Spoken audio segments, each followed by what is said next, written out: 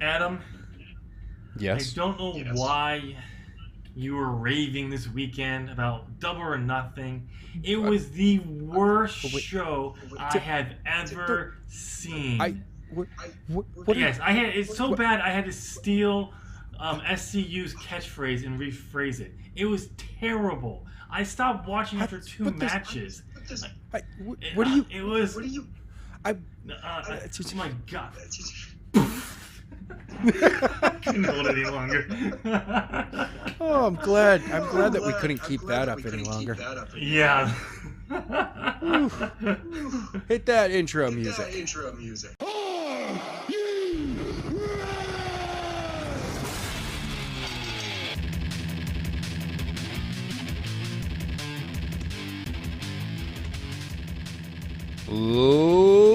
Ladies and gentlemen, welcome to a brand new episode of As the Buckle Turns. I'm Adam. I'm Tim. And this week we've got news, rumors, we've got a show that we need to talk about, and we have more predictions to go over. Tim, are you ready? Yeah, just say it. What? What do you mean? Just say what? Just say, you know the words you want to say. The champ is here. Oh, yes. Once again, because of the questions that we've now instituted this year.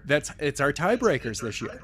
It works because we had a lot of tiebreakers last year. Whoa, we had a bunch of ties last year and the year before. Yeah. You held on to this title at the end of last year because of tiebreakers. Oh, I know. It was ties. such a wonderful thing. I was just like, and here's another tie that I get to hang on to this, and another one, and then a win at the end. Yay! So, you got lucky. So, hopefully this will take care of that.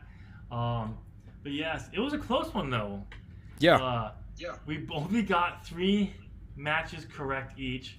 2 we got correct. We both were right, and in 2 different ones we got were the ones, but we got most of them wrong. Yeah, and I liked getting them wrong.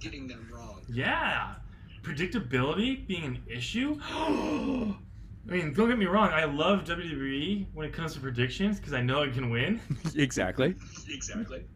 But like watching a show where it's like, okay, I don't know who's gonna win this. And even better is watching matches where when you get to the end of them, you're just so happy that the match is still going and or that you've reached this climax. I didn't care who won half the time. Yeah. There were a couple of matches I didn't even know backstory on anybody. I was just like, I'm just here to watch these matches. A lot of these matches, there was no real backstory on them. No. There was no real build for them. Which is great because if you're going for the idea of what Tony Khan wants to do with AEW's TV, it's a fight. Yeah. You're not, these weekly fights aren't going to have much build to them. You can announce them in advance, and you can hopefully they'll use social media to build up anticipation for it. It's the pay-per-view matches that you're building the stories around. Yeah, you're going to be doing those to help build those stories for pay-per-views. At the same time, having not much of a build even to the pay-per-views, which they have announced, it's not every month. No. What was the estimate? About 6 a year. I didn't hear that, but the only thing I know was that they have said All Out and Double or Nothing are going to be the staples. Right. But yeah, I wouldn't be surprised about that because one of the reasons why Cody said that they're not going to do them every month is because it was $50 for the pay-per-view here in the States. $60 where you up in the Northeast where you are. Oh, so worth it. That's a lot of money compared to the WWE network where you get for $10 a month you get all the pay-per-views and more. Yeah. Now, I do have to say though, it will bring back the old school crowd where you got together with 4 of your friends and watched the pay-per-view because you were like, it's $60. If 3 of us are here, it's $20 each. Yeah. So that way it helps bring that back. Yes, it can hurt buys rates at the time for a while, But from what the Dave Meltzer was saying, the buy rates were pretty good. Were strong. Yeah, I'm going to quickly check that for 1 second. I don't think it was released. Because here's the thing we gotta understand with AEW, they are a privately owned company. They do not have to or have no reason to release their buy rates. That's true. That's true. But according to Dave Meltzer, who knows everyone in the wrestling business, somehow. Yeah. Said they're better than they're good. They're really good buys. And better than expected.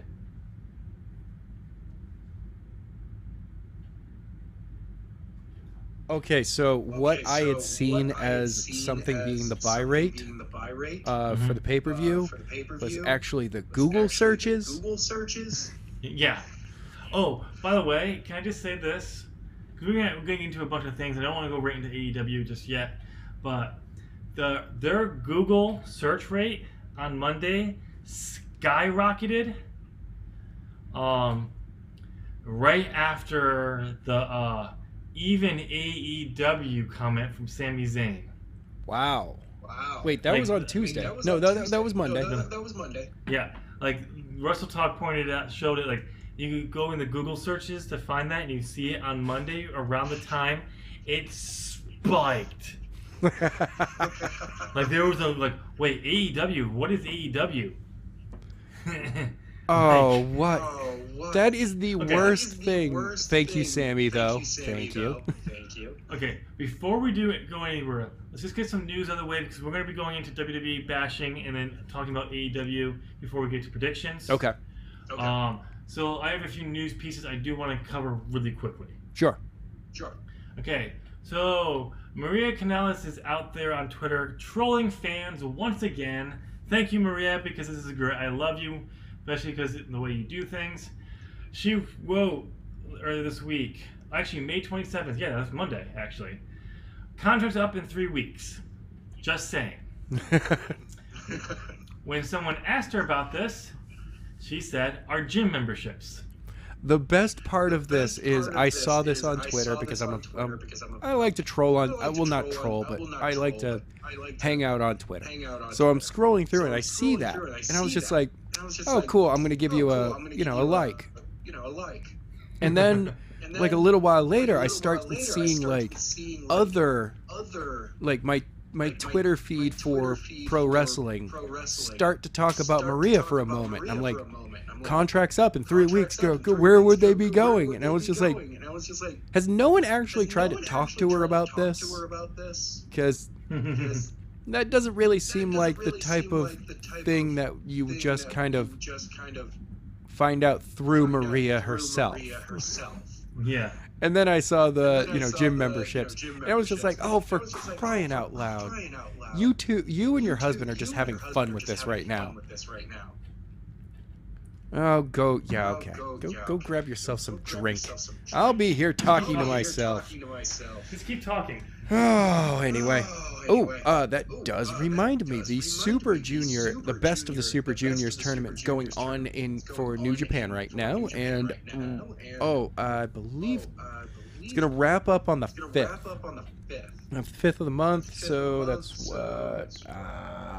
I really hate being the guy that has to kill time all by himself.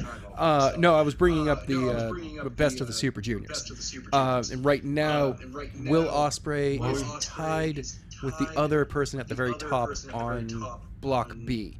And I believe it's... yeah, I saw that. Well, the last time I checked it, there was a 4-way tie for Block B.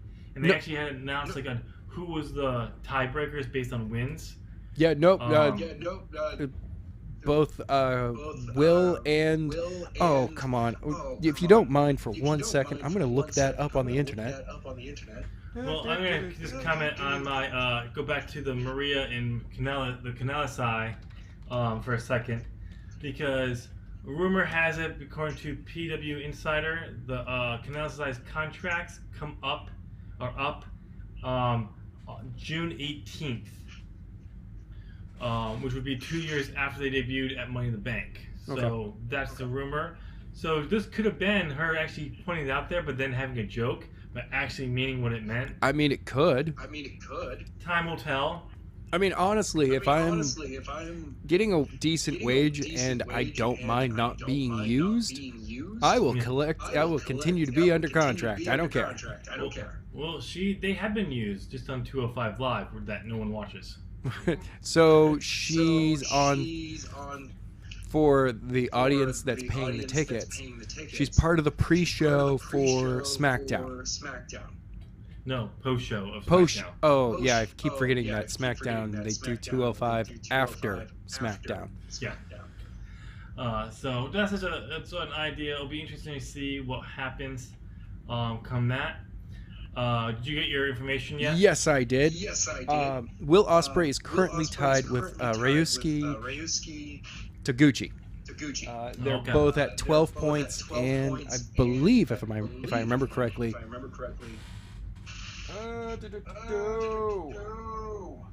I believe their match is tomorrow night. Or Friday night. They're facing against each other? Yes. And it's one of the last matches of the tournament. Interesting. Before you go on to the A versus B match. Man, I mean, Marty Squirrel got lucky a few nights ago. He got a win over Taki Michinoku and by forfeit. That's awesome. Well, because unfortunately, Taki Michinoku is actually injured and he can't continue. Oh, okay. Well, that's not good. One thing that I like, but instead of trying to force another match or something like that, it's a tournament. Your opponent can't compete. There's no sub, so you have to. He just gets the automatic win. So an extra free point, and he doesn't have to wrestle. So it's one of those things where it's kind of interesting. All right, so with that being caught up on the Super Juniors, oh, by the way, we will be seeing John Moxley, taking on Juice Robinson for the IWGP United States Championship at the finale of the Super Juniors. Yes. That's what, June 5th? Yes, it's Wednesday. A Wednesday show. Okay. And Flip Gordon would have been part of this tournament if he didn't have a visa issue. Yes, I heard that. He was having some issues with that, which kind of sucks. Yeah. But hopefully that will be taken care of in the future. All right, ladies and gentlemen, we're going to get a little political here. Oh, no. Really. I have rules here at the 01 podcast group that there's no soapboxing. No, it's a good thing. Okay. This comes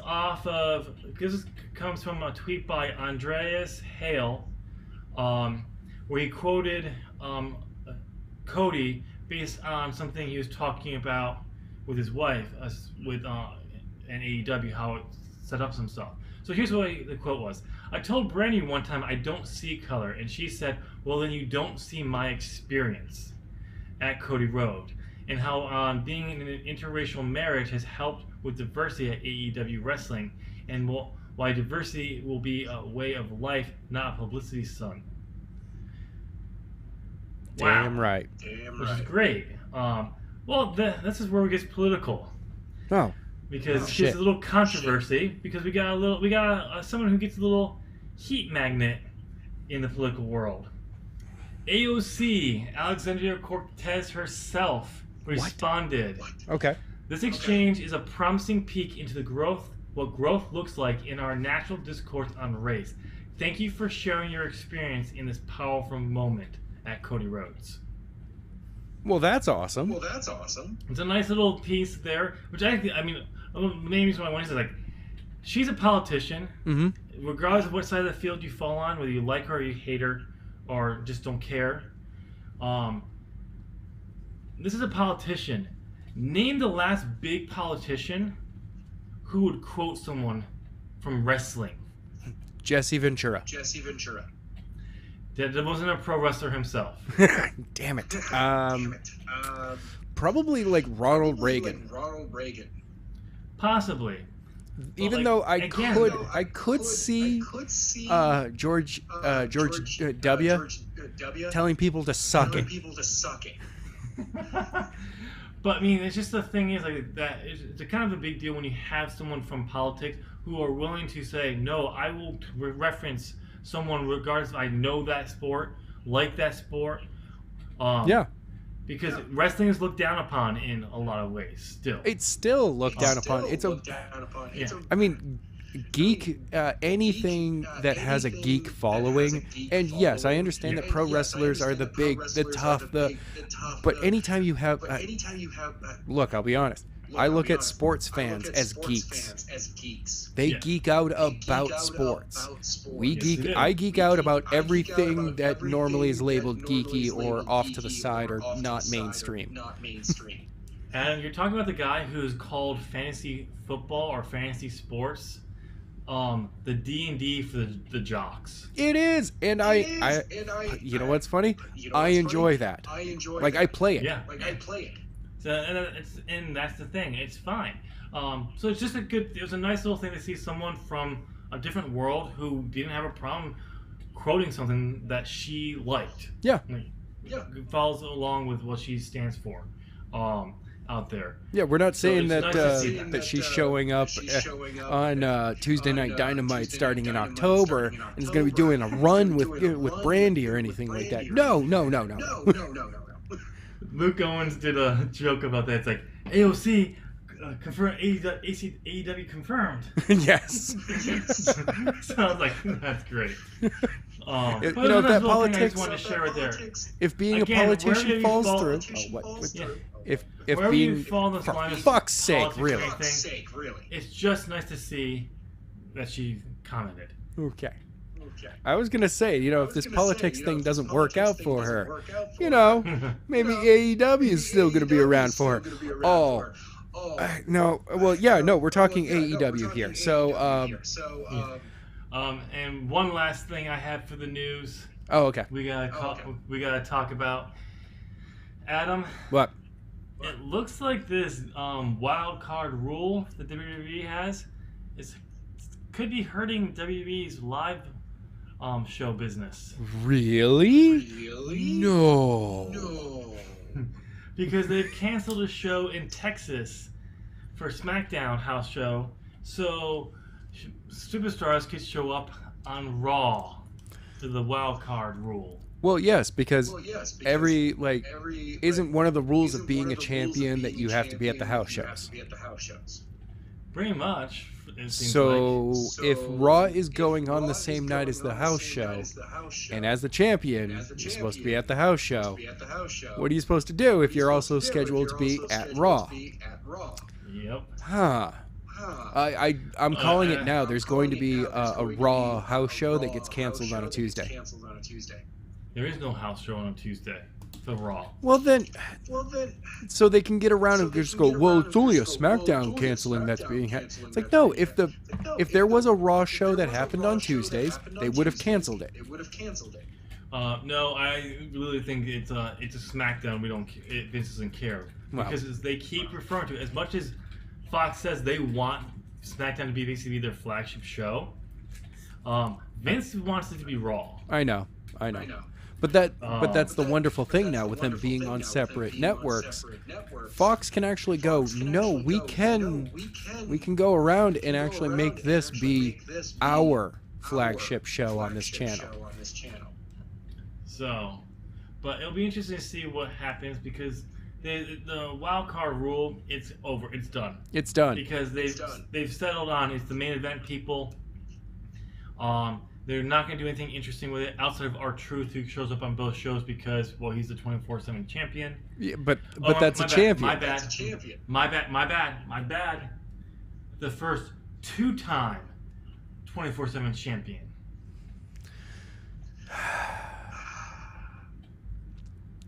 Look. I like I talked about it last week about the 24/7 championship. Never mind. I'm not going to let it go. I'm letting it go this week. Well, there may be some improvement here because what happened on SmackDown, Shane and McIntyre and Elias double beat up on R-Truth, so Elias could win it. Then Shane immediately suspended the 24/7 rule until after the match, so Elias could focus.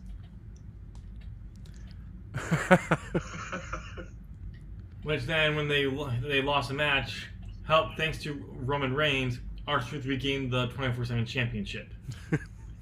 Okay. But I mean, this was because it was a heel dynamic, but they should start doing that. If R-Truth has a match, the rule is suspended until after the match. Yeah. Just do it that way. It just makes it so you're not. Every so often, having people run in and interrupt a match is fine, but doing it all the fucking time, it's boring and it's lazy. Right. So, but we'll see about this wild card rules and how well it holds up. But yeah, who knows? All right, let's talk about Raw for a second. But before we do this, I do have to do a shout out to some props for Raw. Oh God, why? By Raw, I don't mean Raw. I mean a certain person on Raw. Oh. Ironically, this certain person is someone we have an issue with. Oh. Who is it? He constantly shows up when he wants to, and happens to have the belt around his waist a lot when he does this. Yes, I'm talking about Brock Lesnar. Brock Lesnar. I'm throwing props to Brock Lesnar because last week on Raw, when he came out with the Money in the Bank, he was holding it like a boombox, and people were making fun of him for that. This week, he came out with it, doing the same thing, only to have on the opposite side of the Money in the Bank logo, a boombox printed onto it. And he's holding it. And while he's in the ring, he was jamming out to it. Brock. It is probably the funniest thing you will ever see. Brock rocking out. It's the Brock party. Mm-hmm. Like merch. I looked at it, and this was it. It just to me it seemed like right away last week they made a decision and saw the reaction and went, no, we're turning into this skid, and we are going to drift all the way around until the fans realize how cool it is, and then we're gonna stop it. Oh no, I don't think it was that. I think it was more like Paul Heyman saw these comments. Well, yeah, and told Brock, and said, I think we should turn into this. They're mocking you. Let's actually go. Let's have you do it the next time you show up on a Monday. Let's have you keep doing it. Let's put something on the thing. And then they pitched it to Vince, and probably Vince said, no, that's dumb. And well, Brock's like, I'm doing it anyway. This is what's being and done. Vince is like, fine. But so, when you least expected to see something new over Brock, we got to see something new. Right. How long we'll actually see this, who knows? Yeah. But at least we got to see something new. So I have to give some props out there. I do like that. The whole trying to make a complicated storyline out of Brock cashing in the Money in the Bank thing. Okay, that's unnecessary. Brock should just be hunting one of them, and next thing you know, he pounces, wins the championship, and walks away. Oh, not just that. People are wondering if this, because the way the segment ended, Heyman was reading through the contract about it, and Brock's like stops and was like how long do I have to have this? And he's like a year, and he's like, oh, why am I deciding now? And leaves. See, that part of it made sense. Yeah, because I think Brock literally actually probably just realized right there. He was like, oh, I have a year. I have a year. Why am I making this opinion now? But and left. The plan is that Brock is going to continue. Is going to be at a lot more TV this year than he did all of last year. No, I've heard nothing about that. Oh yeah, because of the way that fans have been reacting to the Brock party. They've decided to book him a lot more. There's a lot more money in his pocket. I know. I'm looking at it going, $100,000 per appearance and $500,000 for a match. And you're the Money in the Bank holder, which means that And I know that you're Brock, so right now you can kind of make a call as to when you're going to cash it in, which means that you can stretch this whole, like you could tease to the booking, hey, I'm thinking about maybe cashing it in this week. They're like, all right, we'll book you on the show. Made $100,000 that night. I'm not going to do it. And then take 2 weeks off and do it again. I mean, right now, like based on how the segment went over, because people weren't happy with it. I mean, no one's happy with WWE TV at all right now. No. But I feel that they're going to purposely stretch this out way longer than they need to. Yes. To get that heat, and I don't necessarily think it's going to be a Vince thing. I think this might be just a Brock thing. Probably. But it could be. Like he's gonna try to get legitimate heat again. Yeah. Before we go and butcher WWE and the rumor going out about Raw this week, so did you just see the clip of Becky Lynch's new finisher? No, I have not. Well, she debuted a new finisher on Raw. The Manhandle Slam. Okay. Now, it doesn't look pretty, because, especially the angle that they showed it from, because what I've seen it from, it basically looks like it's a badly poured down rock bottom. But if this is the first time she's really doing it, I can see why. Because, I mean, every time you debut a new finisher, like if you've haven't been doing it for a while, it's not going to look pretty the first time. You got to figure out how you're going to dress it up, how to dress it up, and how people to sell it. Yeah, exactly. To make it your own. So it'll be interesting to see what it is. But I like it. I like the fact that I've always loved when you had submission-based wrestlers add in a non-submission finisher to their repertoire. A power finisher. When Jericho added the code breaker in, that was great. When Jericho would use the lion salt to get a win. I didn't like that as a finisher because it just didn't, to me, it never looked strong enough to put people away. Maybe like low mid cards or enhancement talent, but not most of it, just didn't. Yeah. But the code breaker, that was a cool finisher. That was a good way to add that repertoire in versus the Walls of Jericho, which at this point everyone could get out of. Right. So I like it. So it'll be interesting to see how she can dress it up and use it. So, but I'm glad that she's adding something new to it. I don't know about the name. I think she should just go with the Man Slam. You don't need a Manhandle Slam. Just Man Slam. Or the Manhandler. I mean, that one could be taken any which way. Yeah. People were like, so this is what Seth Rollins calls you in the bedroom? Oh! But the Man Slam, you know. That actually, the Man Slam. Yeah, I can see that. That's what I actually thought it was for the first, at the beginning. Then you saw Becky Bottom. And I was like, what? Okay. But so it'll be interesting to see how it is. Okay. All right. So Adam, let's get into Raw before we get on to the brighter stuff. I didn't care about Raw. I just did not care about Raw. Well, you did hear the rumor, right? No. Maybe. Well, the rumor going around is that over the weekend, a lot of WWE talent was tweeting how good Double or Nothing was and congratulating people, wishing them well. Except for Big E, who was wishing and helping everyone is safe at Name Redacted, which we all know is a key word for the CCW. Yeah. No. So the best thing about Name Redacted, Big E using Name Redacted, was the fact that the guys from Cultaholic, when they reference What Culture, they have to say Name Redacted, because it was like, oh, where when we worked at Name Redacted.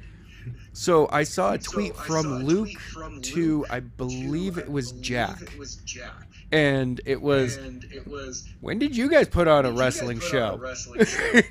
And he was just like, no, when was it? When did?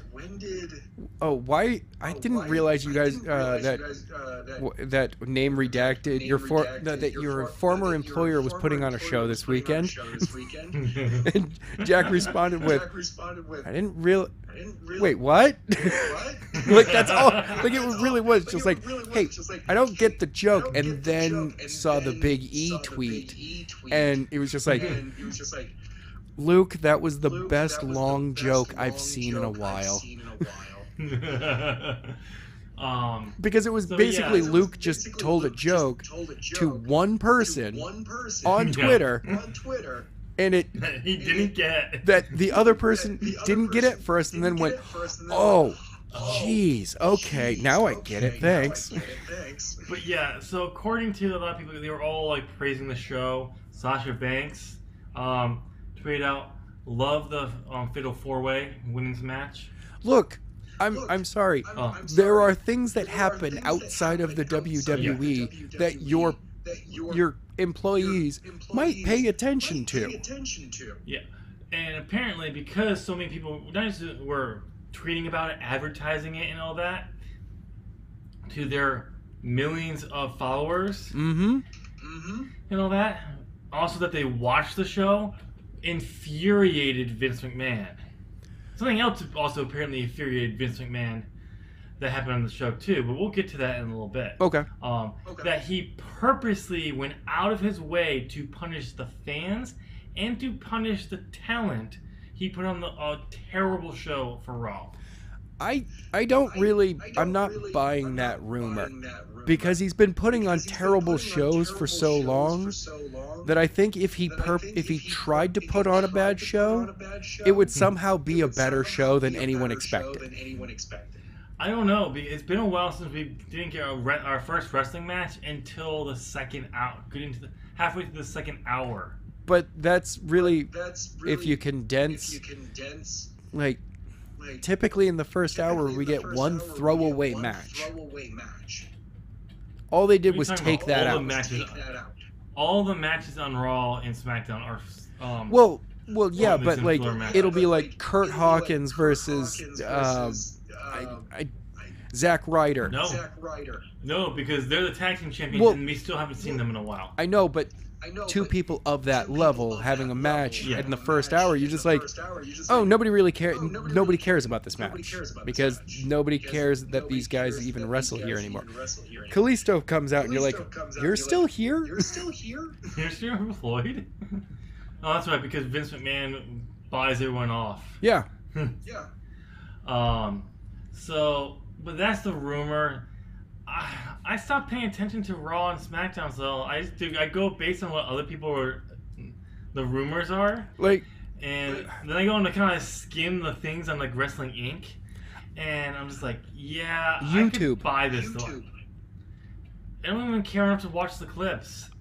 For me, the clips that I've been watching lately have been, Bray Wyatt's Firefly Funhouse. That actually has me interested almost every week now. Don't even care anymore. It's WWE. They're gonna fuck it up. They are, but I'm riding this wave right now. But other than that, they've become so promo heavy that they went an hour of television without a match. Which goes to show me that that rumor could be true. What? True. Yeah. Because the last time back in the Attitude Era and up into the Ruthless Aggression era, except for on SmackDown when the brand split happened, you would get like 3 matches of like 5 to 10 minutes total for Raw, and everything else was like you'd get maybe a full hour before you get a match. Yeah. During those time frames. And we haven't had that in a very long time. And then we get this all of a sudden. I can see the rumor being true. Okay. But we do know for a fact that Vince was furious. And if Which then leads us to the Sami Zayn thing on Raw. Okay, so before we even get to the whole name drop thing, yeah.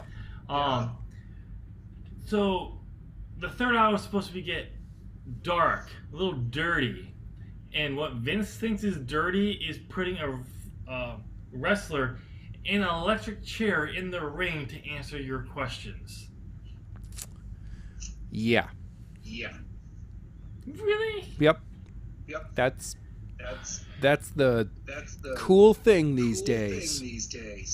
And then you have, which all the questions were pre-approved and all that. Mm-hmm.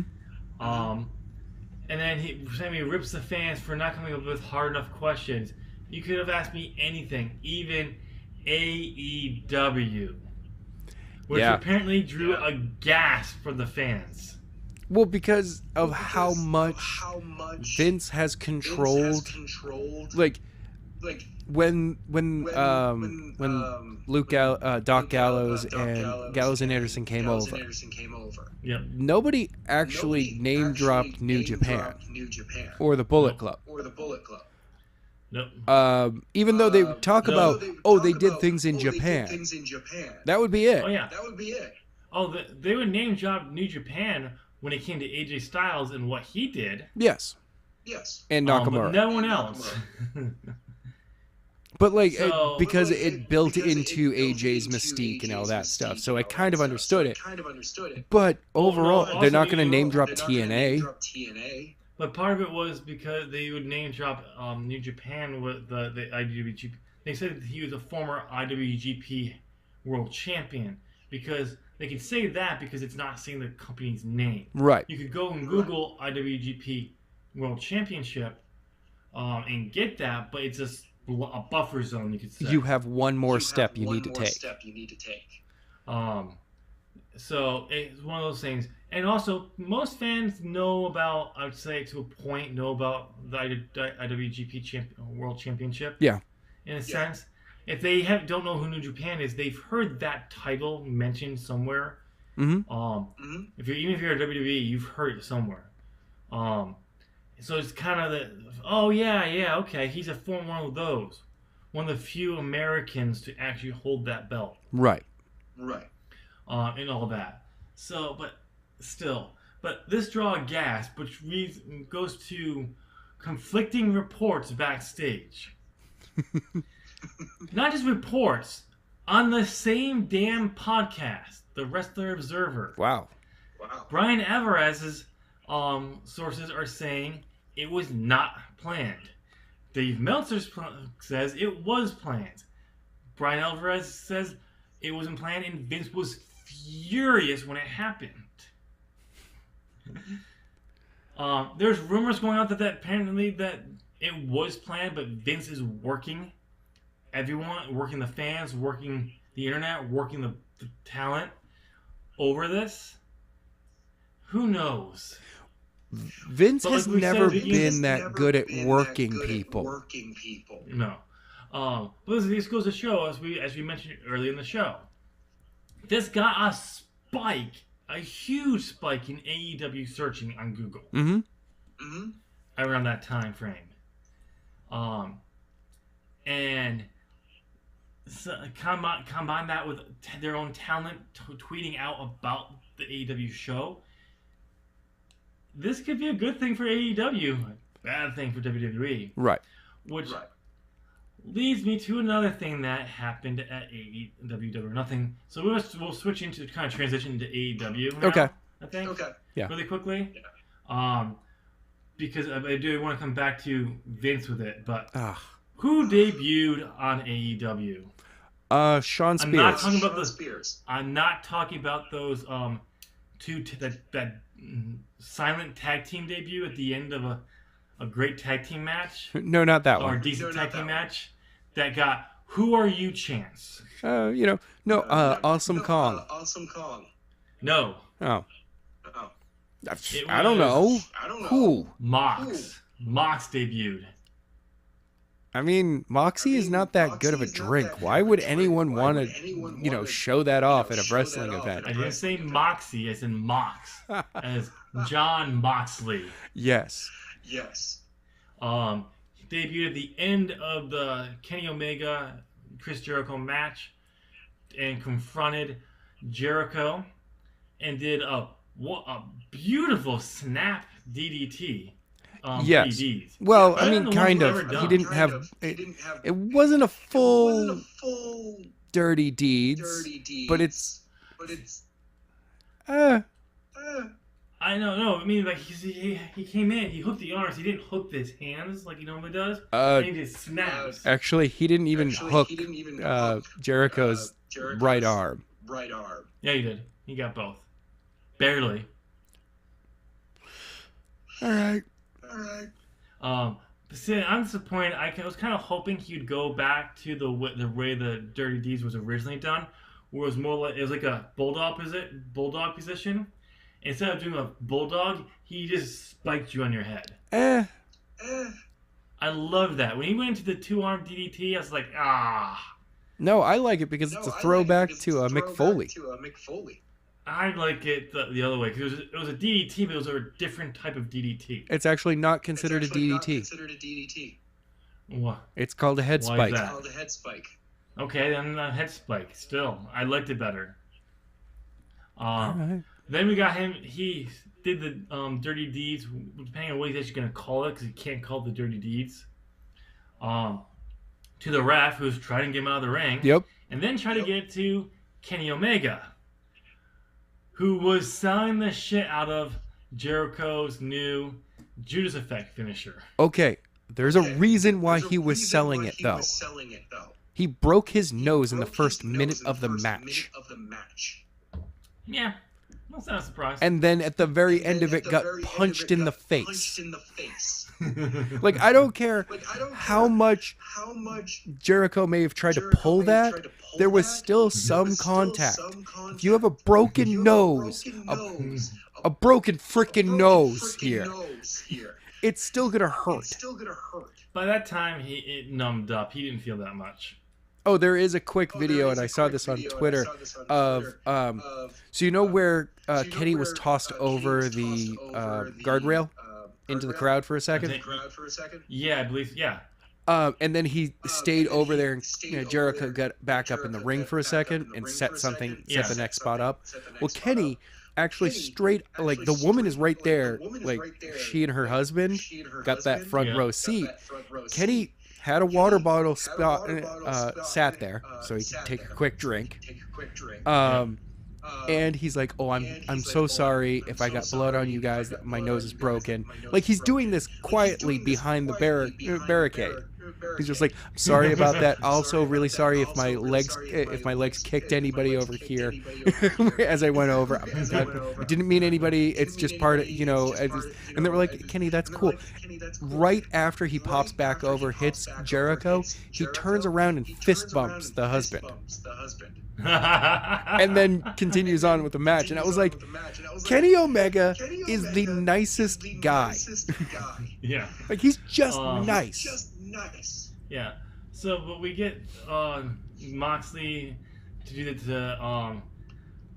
to Omega, who brawls. And these two brawl. Yep. Like, this is like old Attitude, WCW, NWO, like stuff like this. Through the crowd, back to the stage. I just knew something was going to come up with those poker chips. You gotta do something with the poker chips. But can I just say this? The angle they kept shooting over the poker chips when they'd go to it, for a few times I thought those poker chips weren't real. You know why? Why? Because the angle they were going at when they would fly over them, it looked like one of those holograms they would do like in the air on occasion. Okay. For TV. Okay.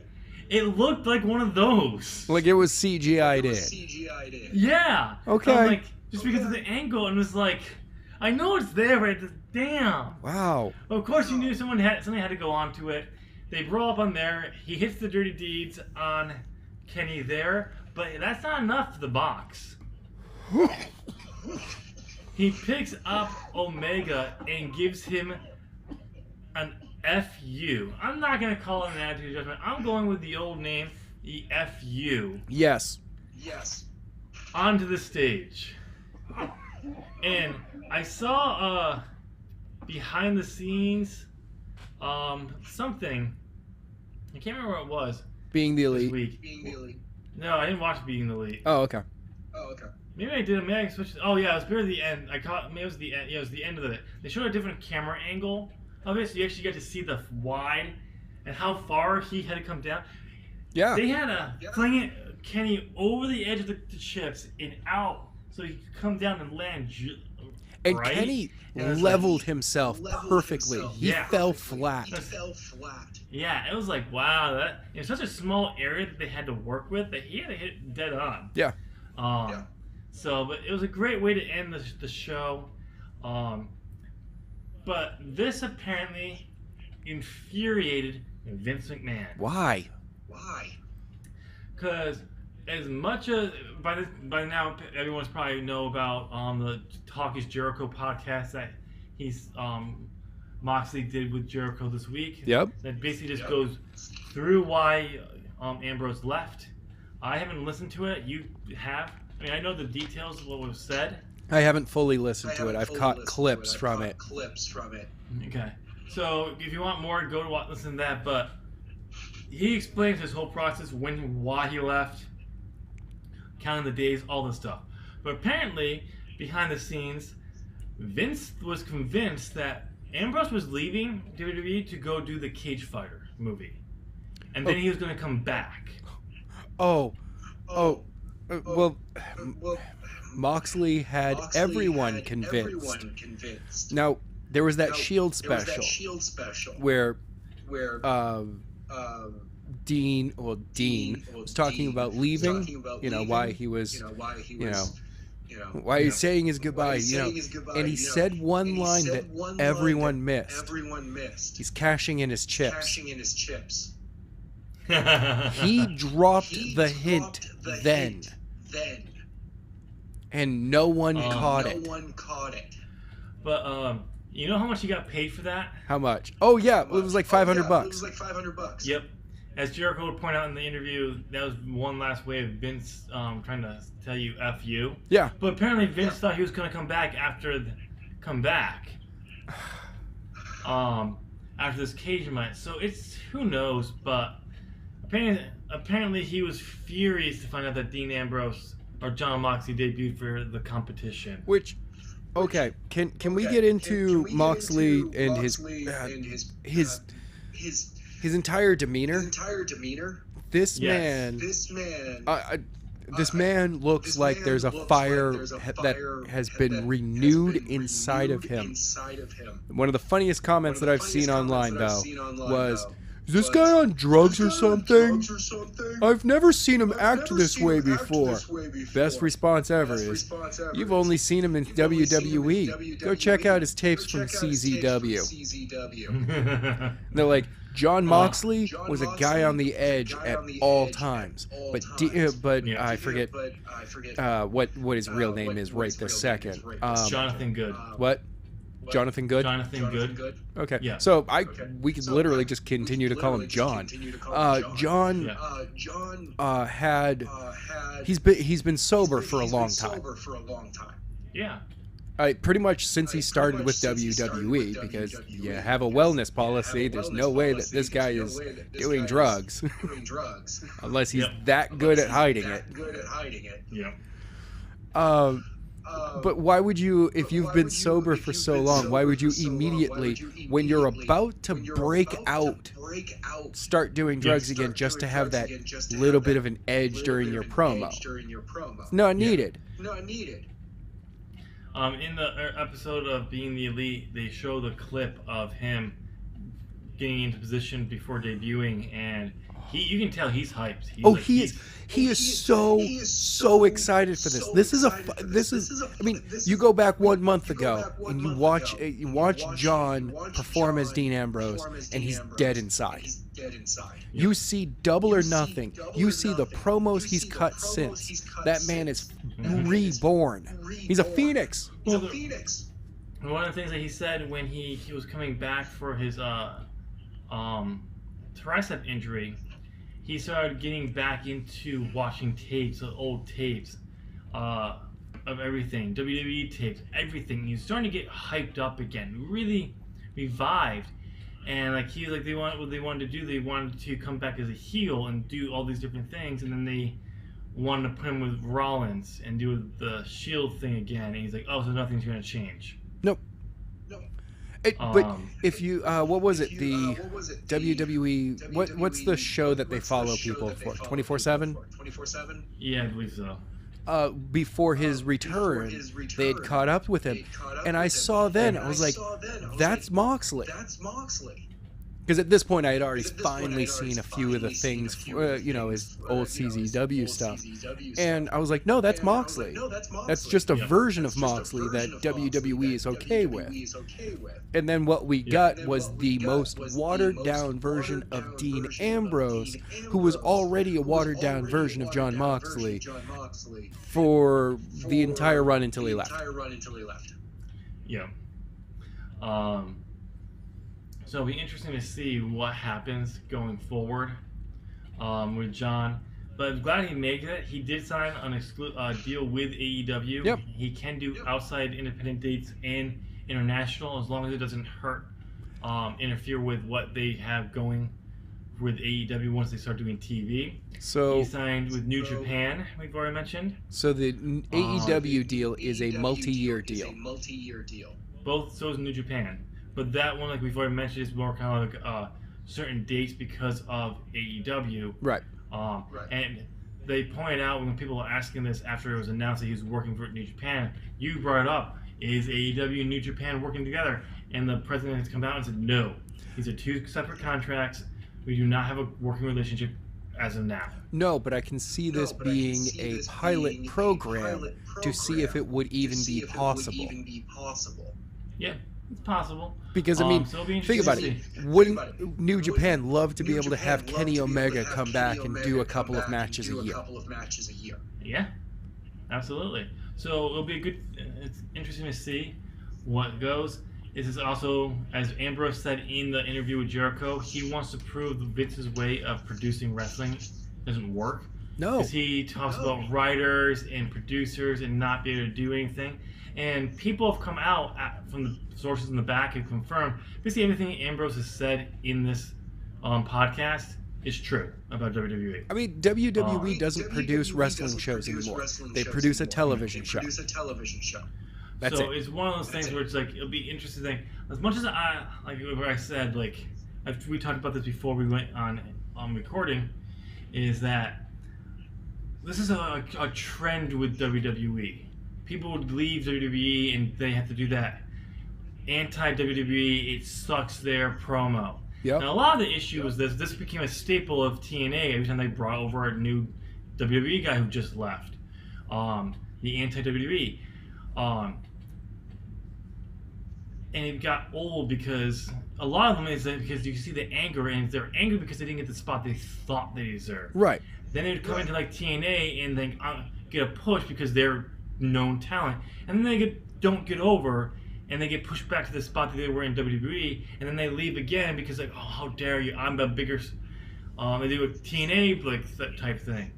No, for those people, I'm going to say this: when you're angry because you didn't get the spot you thought you deserved, and you're just going to do this, prove us wrong, but it's just constantly bashing WWE to bash WWE. No.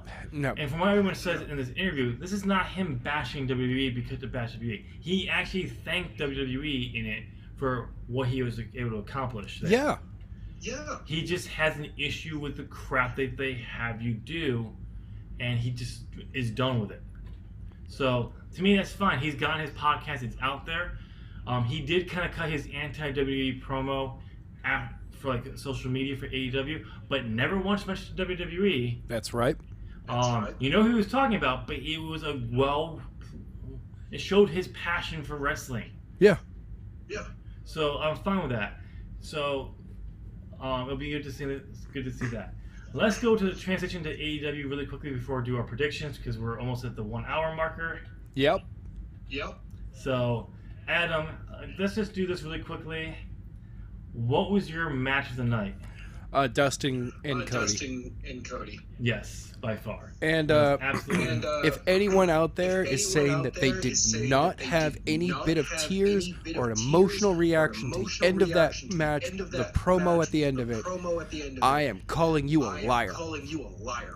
Damn, you caught my out. Because I did not have tears at the end of that promo. But you had an emotional reaction.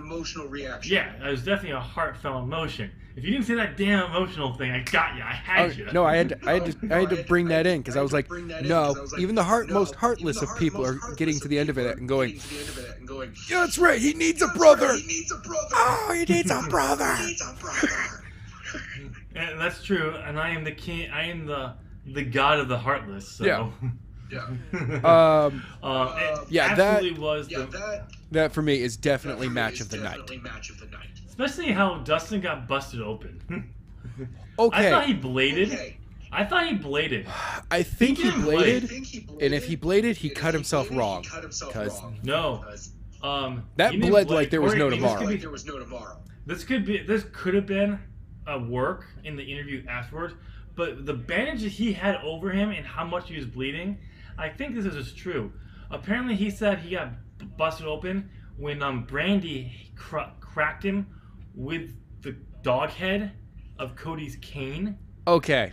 It busted him open, and it got, like, as soon as he got hit, it was like splurting out. Like, oh yeah, it was red. It was very, very bright red, and there was a lot. Let's put it this way: for anyone who hasn't seen this yet, go Google it.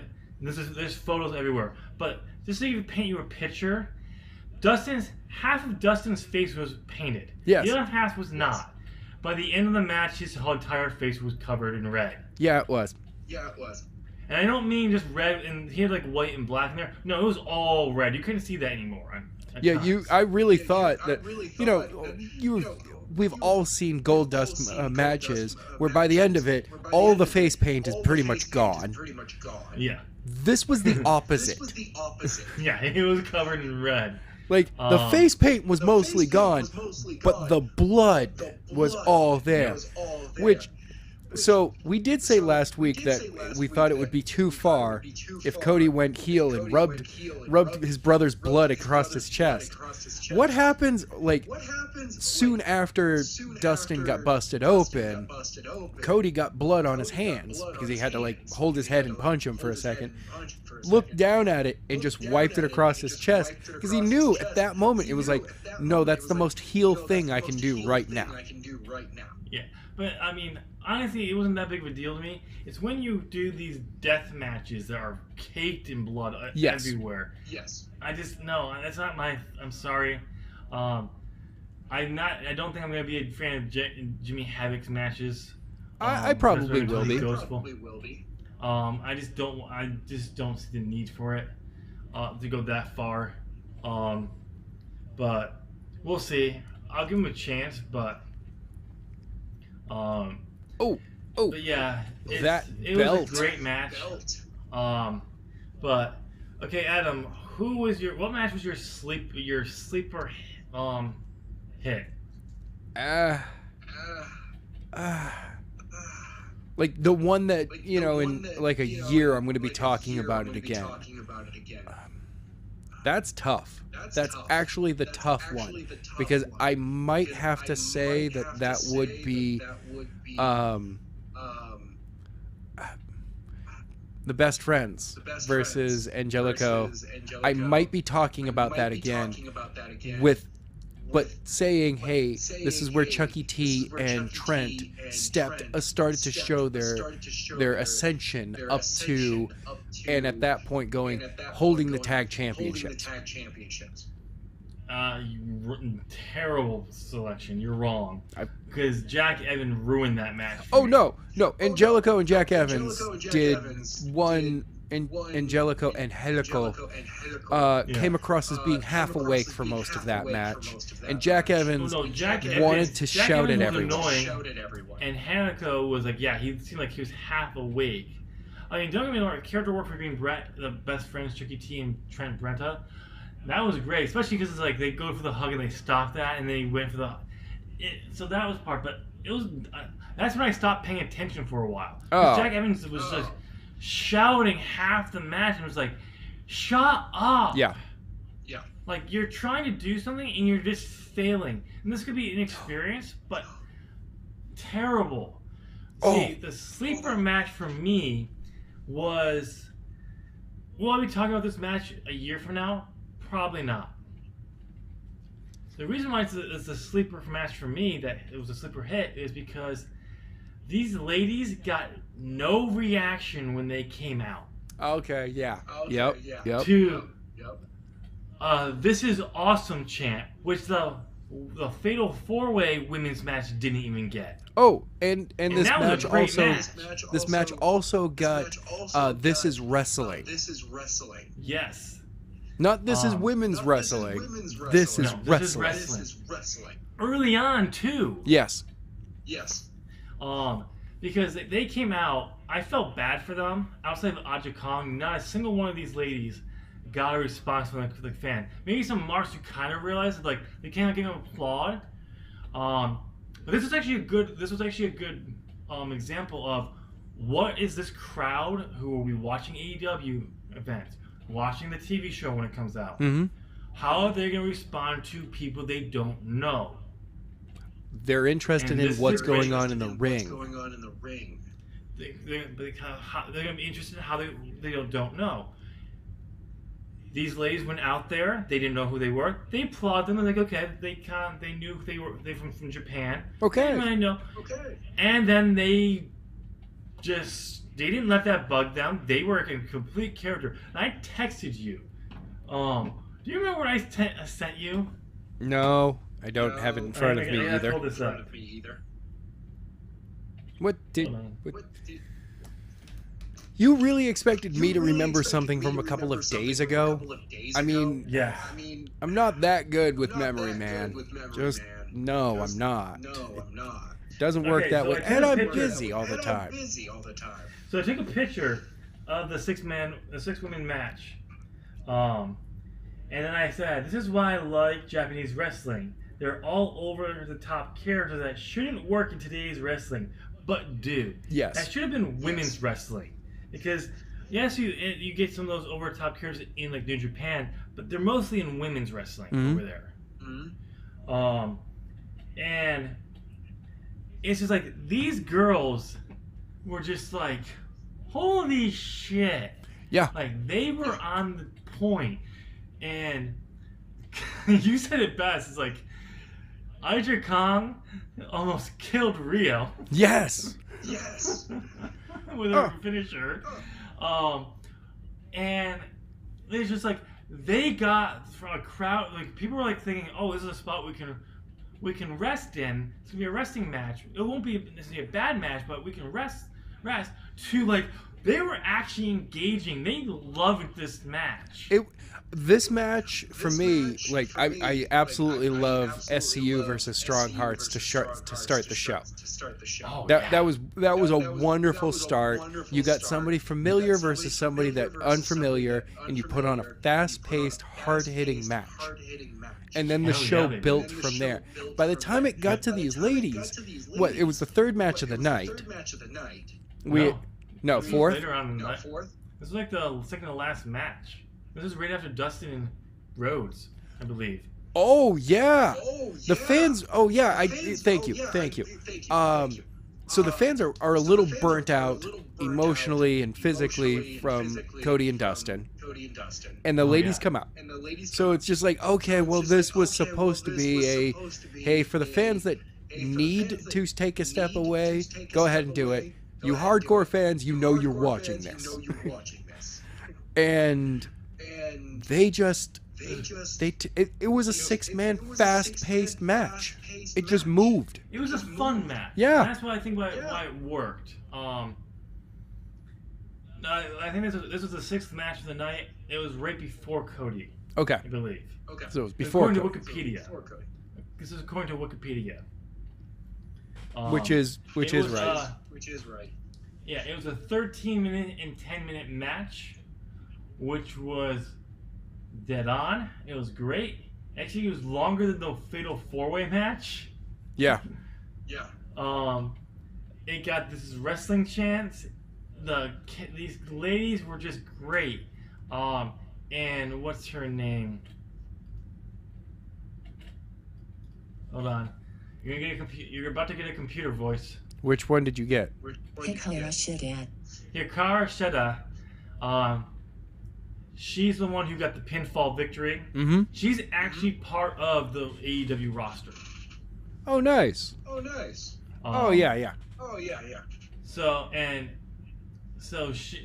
was great. Like, but oh my god, like these ladies went out there and like no one knew who they were. I didn't know who they were, and when they came out, I was like, okay, and it was like, who are you? Okay, am I gonna care about you? And the match just starts going, and I'm just like, oh, okay, yeah. You sold me. Yuka Sakazaki.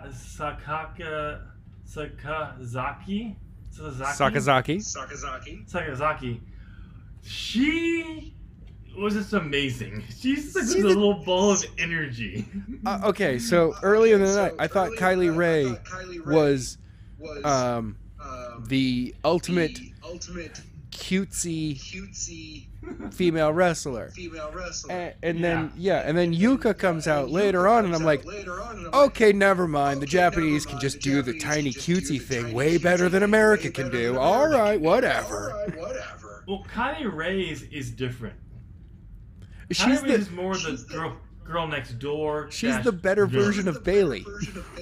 Well, yeah, but no, Kylie Ray is basically she's the nerdy girl next door, hot girl next door character. Yeah. You have the girl next door, but then you have the girl next door nerd who has like the same qualities, but a nerd. She's nerdy. Whatever. She basically has a Pikachu for the top of her gear. It's so awesome. Yeah. So it's like whereas Bailey in NXT was better because she was like the big sister. Yeah. Who never grew up as well. Like she's still like all that. Whereas Yuka, she's just adorable. She's a princess fairy.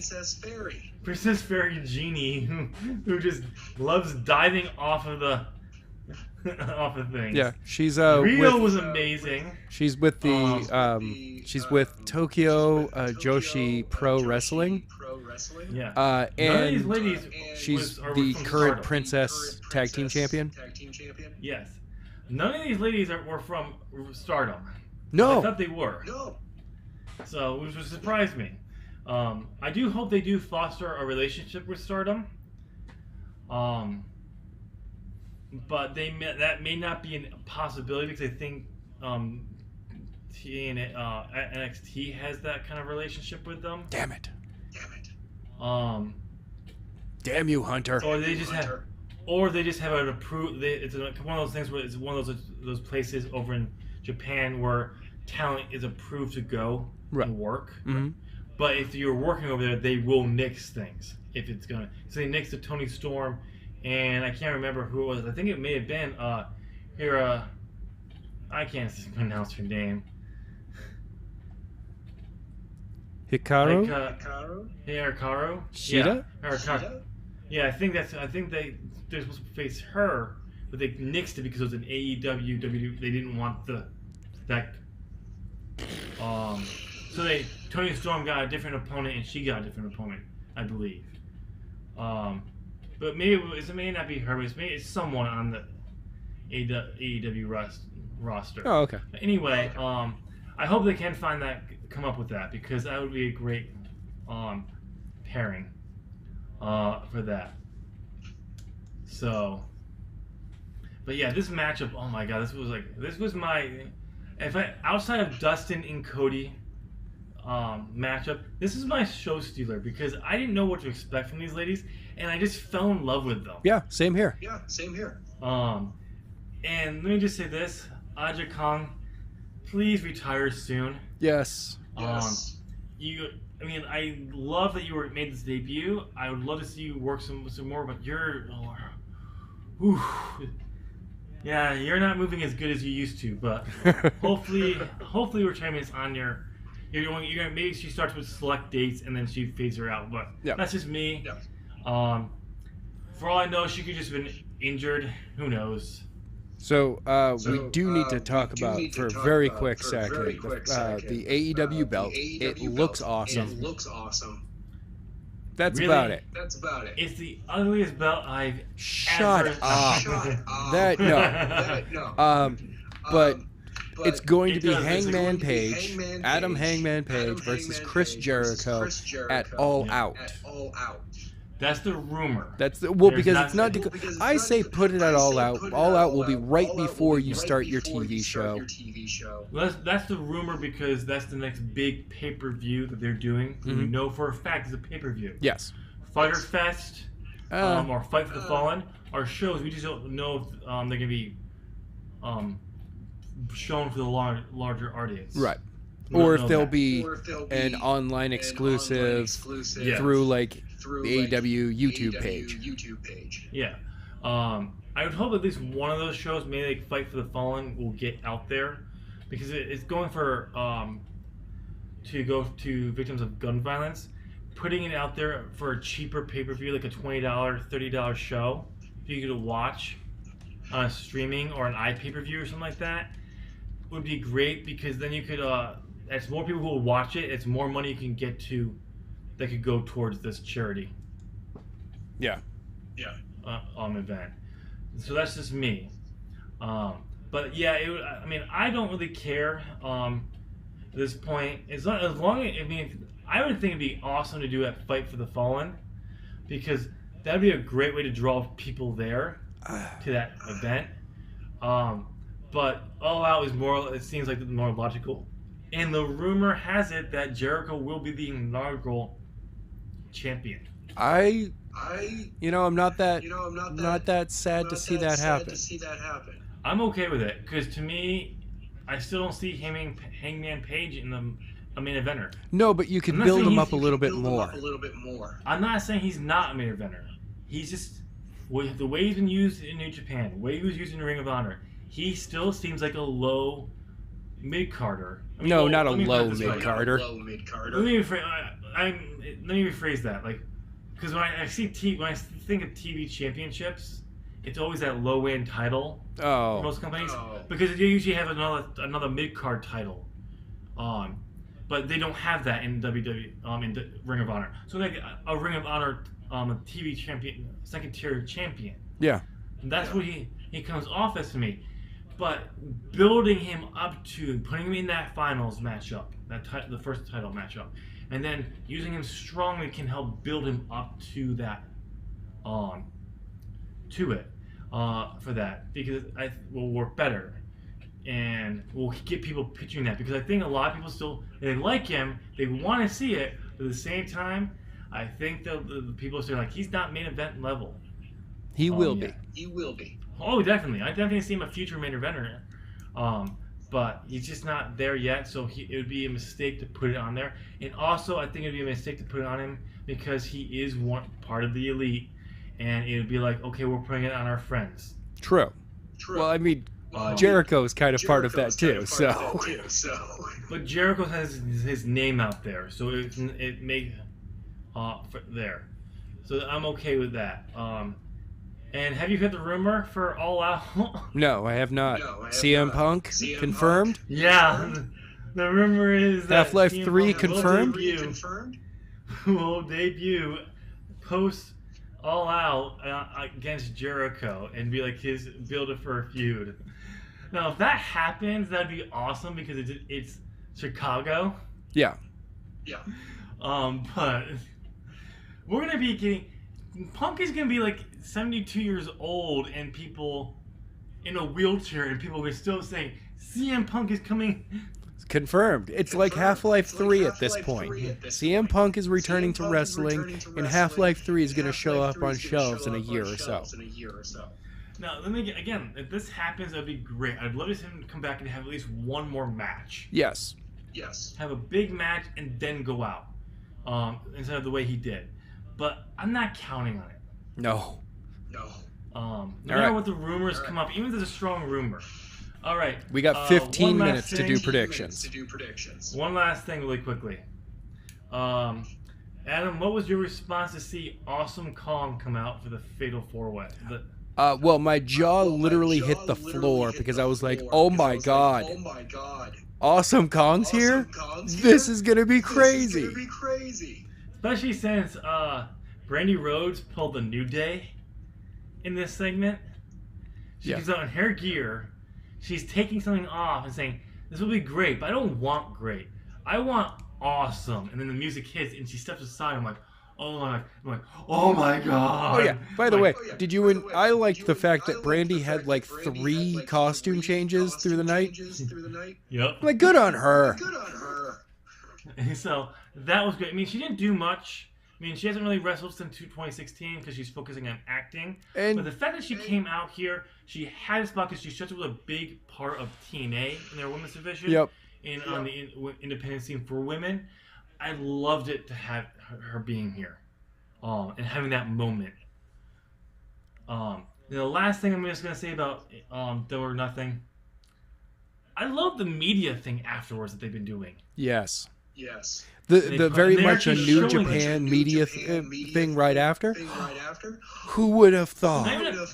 Not even say in a press conference, but you just had like, okay, Cody's over here. You had all these people asking questions. Dave Meltzer. Mark Henry. The way I like to think of it, it's like watching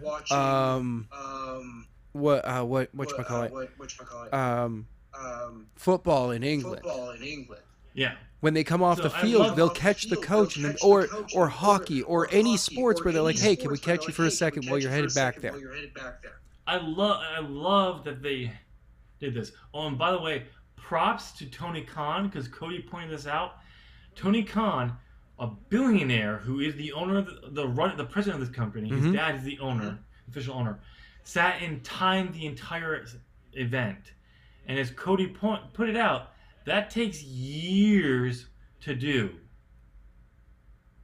Wait, Tony for TV timed out the entire event. He was in timekeeping the entire event in the back. Wow. And if you actually look at it, on the being the Elite, when they were watching the monitors for the debut, you can see in the very back, you can see Tony sitting there. Oh, that's crazy. Like you have to look for him, but he's back. You recognize his hair and his look, and he's like. So, props to Tony Khan for doing that. No, because he didn't have to. He didn't have to do that. Those are the guys that are calling, this camera, this camera, this. No, that's production. That's production. He's timing out the show. He's running, making sure we stay on schedule. That's crazy because I mean the camera part of it, he could probably have learned that while owning the Jaguars and just being like, I want to check this out sometime. That's the people who are calling the angles. That's the director, in the truck who's calling the angles. Yeah, I don't think they had it out in the truck. I think it was just backstage. No, it's always WWE does it in the truck, and so unless they didn't have a production truck, it could have been in the back. Yeah. But usually it's in a production truck because you have all these monitors. You have to be locked on. It's a closed off area. You don't want people getting into it. Because you have to be on target for that. So, but yeah, props to all that. Okay, so let's get to Takeover 25. NXT predictions. We have 5 matches. We have 4 questions for possible tiebreakers. A few that we could maybe be able to eliminate if it help us get a win. If we have a tie again basically on the matches. Okay, Adam, I'm just gonna kick you right off with the number 5 match on here.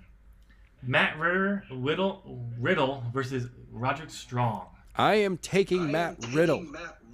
You're going Matt Riddle. He is keeping up that undefeated NXT streak. I don't know what you're talking about. He lost to Velveteen Dream, so he's no longer undefeated. That NXT Takeover almost undefeated streak that he's got going on. And apparently he was losing to Adam Cole on house shows. Look. Actually, I see. It's what's his name? Fish.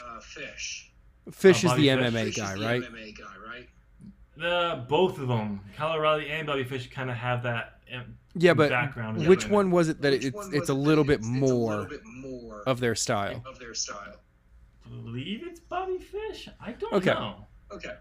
I think it's Fish. I think it's Fish. That's why if it was Fish instead of Strong, I would have said Fish was winning. I'm going with Roderick Strong because here's my thing. Okay. I think this is where we're gonna get that Undisputed Era push. I think we're gonna go to that. Like, this is like they're battling. This is gonna be the thing they're gonna get us clean sweep. Or Adam Cole will get the only one who doesn't win, or something like that. Everyone else in the Undisputed Era will win, or something like that. And this is gonna be that push, that final push of the Undisputed Era, dominating NXT before they finally go to the main roster. Okay. Or as people on Wrestle Talk's comment section for NXT, a demotion to the main roster. It kind of is at this point. Yeah, that content, the person who said it was referring to Shayna Baszler. Yeah. But it's true. It would be. But this is my thing. I think this is we're going to get that final push. That push. I hope so. Because I don't know what you do. If you break them up, what do you do? You send them to the main roster so they can be broken up there? No, they need to have a good run. Adam Cole needs to be an NXT Championship as Undisputed era, and I want it to be a long run to like show like they're dominant. And then when they lose, they just go. They're like, you can still do that storyline where they do that rematch thing, but you go like they just go to the main roster and they dominate there. They won't dominate there. They will be broken up, and mid-carders for all of them because none of them are big enough. Oh, I know. But hopefully by then Vince will die from the stress and we'll have Triple H running it. You know, miracles can happen.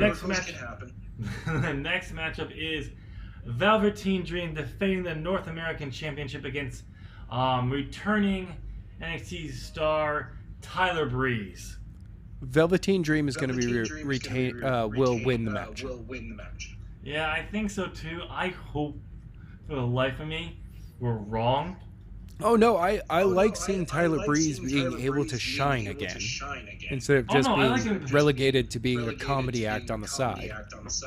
Oh no, I love that he's the champion and everything, but I would just love to see Tyler Breeze not be used correctly on the main roster. He's come back for like little matches during NXT tapings and all that, but love him to come back for a takeover event and actually take the belt. Not yet. Not yet. And then because I'd love to see that because this is the belt I'd love to I want to see transition a little bit more between champions, because it's a mid card. Use that as your workhorse to get over people, like transition. I don't want to see the North American champion being held for like 8 months, 9 months at a time. Yes, those great runs when you want to really push someone, give them that. But there should be 4 months, 6 months. This could be the belt that changes hands on tapings. I am going to go with VD on this one, even though my heart is going out that Tyler Breeze will take the cake here, and I hope I'm wrong. Okay, the next matchup is for the vacant NXT Tag Team Championships. Only Lorcan and Danny Burch versus the Street Profits versus the Undisputed Era versus the Forgotten Sons. Oh God, I hope we get the "We Forgot You" towards the Forgotten Sons at Takeover. So I'm just gonna say this now. Those aren't vacant. The Undisputed Era just haven't claimed them yet. Yeah, there you go. And this also brings up one of our questions, and I'll bring it up here because it actually ties in. Actually, no, it doesn't. But no, it doesn't. It does not tie in at all. It does a little bit, but the question is here. It was actually not one of our questions. They actually removed it for something else. Will we see the first 3-time NXT Tag Team Champions? Yes. Totally will. I hope so. You're going with the Undisputed Era. Yep. So am I. God damn it! Stop agreeing. We gotta stop agreeing on this. I looked over the who was in the match, and I don't see anyone strong enough to be able to topple Undisputed Era. Maybe Street Profits? Apparently, the Forgotten Sons are getting a huge push. I think they're trying to start building up the Forgotten Sons to push to be that team to relieve the Undisputed Era when they do finally leave in about a year. But I just don't see them taking the belts now. I think it would be a big mistake. Yeah. All right, our next matchup is for the NXT Women's Champion. Shayna Baszler will defend against Io Shirai. Well, I'm sorry, Miss Shirai, but Shayna will be retaining her championship and probably hurting you a little bit. I disagree. I'm going with Io Shirai. This Really? is the one I want to retain. Because here's my thing. I think Shayna's going up to the main roster after SummerSlam. And when you look at Shayna's record, she's held it from October. Yeah. It's been a really good run for her. And it's going to continue. I think this is a good time to have her lose it. Nope. And then we get the rematch at Takeover Toronto, and then Shayna goes up to the main roster. Shayna's going to lose it at Toronto, and then we'll see her that Monday on Raw. That's how it's going to work. I hope you're wrong. I hope I'm wrong too, because that's not interesting. That's so by the book. You've done it a million times. Yeah. I want to see Io Shirai win the belt here. It's her time. I think they're starting to build up Candice LeRae. I just don't see her doing it. I just don't. Being the one to dethrone Shayna. I know who I'd want if Io Shirai doesn't dethrone Shayna. I know who I want her to dethrone Shayna, and that's gonna be Dakota Kai when she comes back. Right. But right now, I want Io Shirai to win. I want her to win, but I know that Shayna's going to win. I know Shayna's gonna win. We'll see. All right, our last matchup of the night: Johnny Champion defending against Adam Cole, who his entire thing about after losing at Takeover New York was any other match he would be NXT champion because he got the first pinfall. Right. So now we're getting a normal match instead of a stipulation match. Will Adam Cole become NXT champion? Not here. Toronto. He will. I just don't. If they don't do it here, I just don't buy it on them to do it. This match is going to go for like almost 45 minutes. Oh yeah, probably. And at the end of it, the rest of Undisputed Era will come out, and Cole will basically tell them, no, I have this, and there will be the tiniest of mistakes. And Gargano, just because he's been pushed this far every time, like every NXT Takeover match he has, that goes the distance, and this guy just gets pushed further and further every time. We'll just go, no, I've seen my dark side. I've seen my light side. I've seen how far I can go to get this championship. I'm not letting it go. Okay. It could be. There's a good storyline there because Adam Cole's saying if he want any other match, he would be NXT champion. Johnny being positioned as the People's Champion. I'm going with Adam Cole. I think this is, like I said, I think this is where Undisputed needs that. They gotta start, because I just don't see what you're gonna do with these guys on NXT unless you just bring them up separately, which would be a mistake at this point. So you have to do something to build this up, and I just don't want. I think it needs to start to build now. I would have preferred to have Johnny have something else at this takeover, and then you could have built to Adam Cole at Toronto, and that's when he took the belt. Okay. Because they went right to Adam Cole. Again, I feel you have to do it here. I mean, don't get me wrong. I know Triple H will come up with something amazing matchup for Toronto, even if we get Adam Cole again. But at the same time, I just feel like we need to have it now. No. I'm now really thinking about it.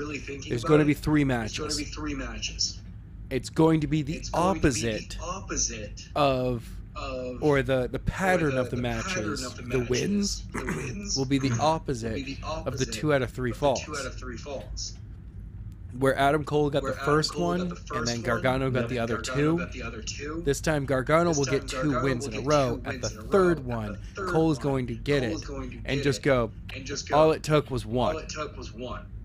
It's possible. They could definitely do that. But their third matchup will be one of those that Cole is only put into it because somebody else can't be part of it. It's possible. Or we'll get a triple threat match or something like that. Or something like that. Okay, this leads us to our questions for TakeOver. Yes. What are those? First one: will X-Pac show up on camera? You know Yes what? or no? If he's there, put him on. I mean, you did it at Money in the Bank, and you did it at Takeover New York. So I agree. I think he will. This will become now, according to your booking. Your answer is no, but you can change your answer here. It doesn't hurt you if you get it wrong. Will Undisputed Era sweep tonight? No, they won't. I'm going yes. Will we see, now this question is a little tricky, but will we see a ringside debut of a new talent? Now this can be someone sitting at ringside like they normally do, or we see them in the backstage, or we see some kind of package for someone. An introduction of new talent? Yeah, so yes or no? No. I'm going yes.